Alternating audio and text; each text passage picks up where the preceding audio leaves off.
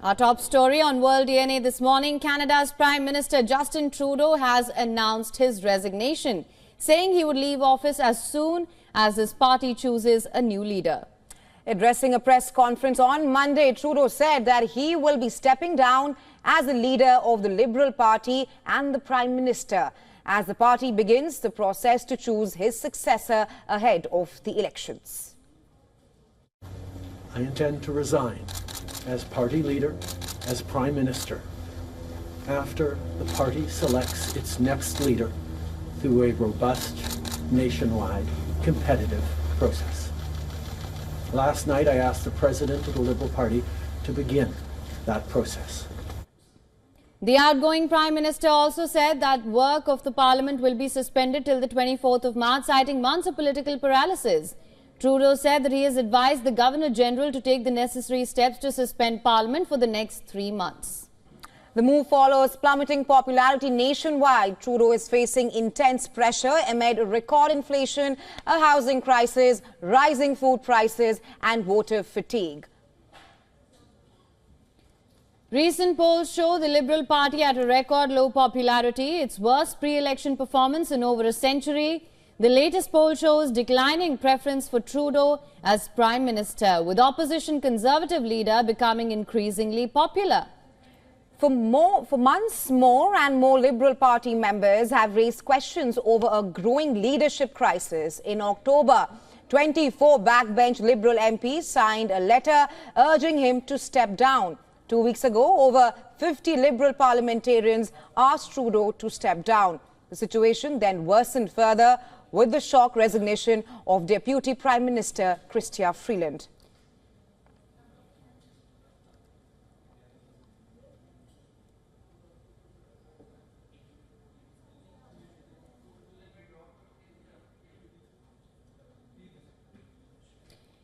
The big question now is who will succeed Trudeau as the ruling party's leader ahead of the critical elections.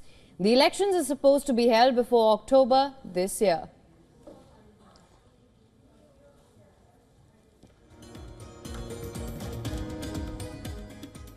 And for more on this, we are now being joined by Wyatt Claypool from Canada. He's a journalist and a host of the National Telegraph.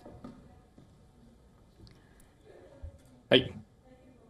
First up, during his speech, Trudeau said that he cannot fight internal battles. Do you think that this is a case of perhaps Justin Trudeau jumping before he's being pushed? And what happens next in Canada after Trudeau's resignation?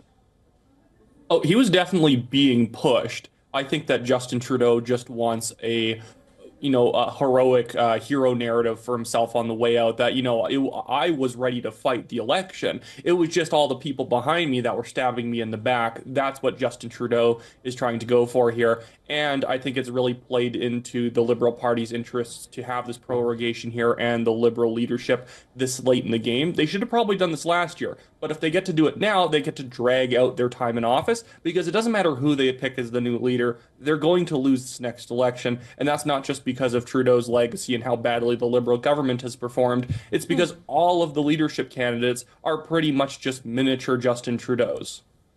All right. Now, also, of course, we're going to be discussing what's happening in Canada, but I think it's pertinent to mention that Trump has reacted to the resignation and said that Canada should merge with the United States yet again. We know that he's in the past referred to the Canadian Prime Minister as governor as well. This comes just 10 days ahead of the inauguration and the 25% tariff threat. How is Canada going to navigate that?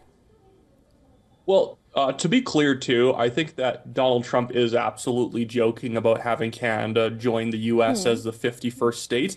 He's doing this because Justin Trudeau, since Trump left office in 2021, has been nothing but awful to Trump, constantly using his name as a pejorative against his political opponents in Canada, constantly referring to Trump and his movement as far right. So I think that now that Trump has the upper hand on Trudeau, he's been using it to mock him relentlessly. And I think that right now Canada's in a very bad position going forward into trade renegotiations with the U.S. because we effectively have no prime minister. Yes, Trudeau is staying on until March, but why is Trump going to negotiate with him in good faith when he knows this guy basically has no power? We can't even have an interim leader because that person would only be around for 2 months without any authority as well. And then the person to take over after Trudeau as the new Liberal Prime Minister is only going to be around for potentially a couple of weeks before the next federal election. And so really, I think that the best thing Canadians can hope for is that the election comes as soon as possible and Pierre Poilievre and the Conservatives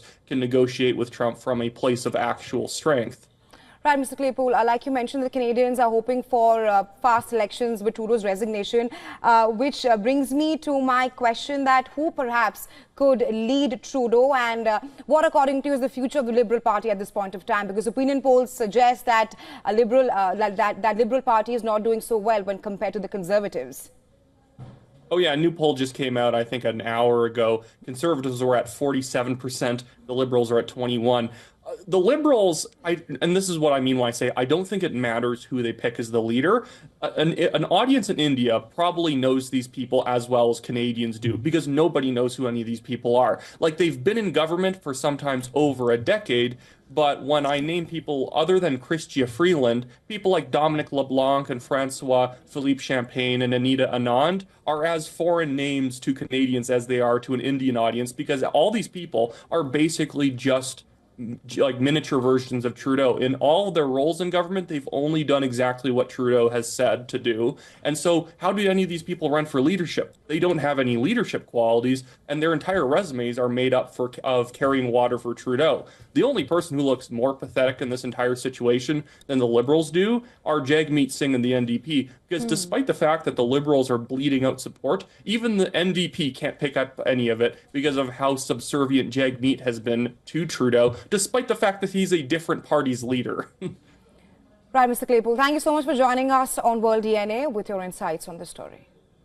Thank you.